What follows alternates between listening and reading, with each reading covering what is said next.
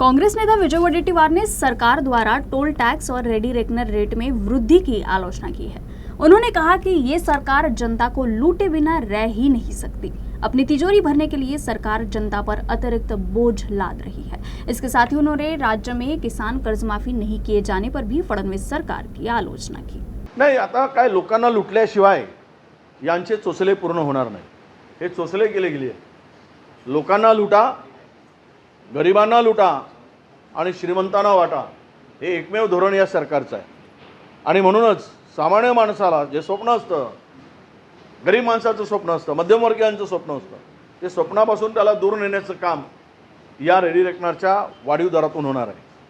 आणि जे खोदलेले खड्डे आहेत ते बुजवण्यासाठी इतरांसाठी खड्डे खोदणं ही स्थिती राज्यावर या सरकारने आणून ठेवलेली आहे। नाही, राज्य आता डबघाईस आलेलं आहे, त्यामुळे वसुली जोरात होणार। पैसे वसूल केल्याशिवाय महसूल वाढणार कसा? त्यामुळे सामान्य माणसाची लूट होईल। हा याच्यामध्ये गरीब आणि सामान्य माणूस भरडला जाईल। यासाठीची सगळी वाढ सुरू झालेली आहे। आगे आगे देखो क्या क्या होता है। माणसाचं 2 वेळेचं जेवणही महाग होईल आणि त्याला हे सगळं टॅक्स भरता भरता त्याचं कंबरडं मोळेल।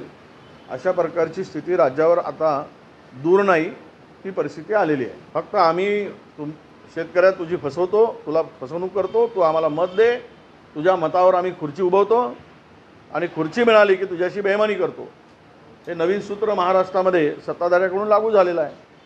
आणि त्याचाच परिणाम आहे की 1 रुपयामध्ये गाजावाजा करून आणलेली पीक विमा योजना बंद करणं, शेतकऱ्याला कर्जमुक्त करणं,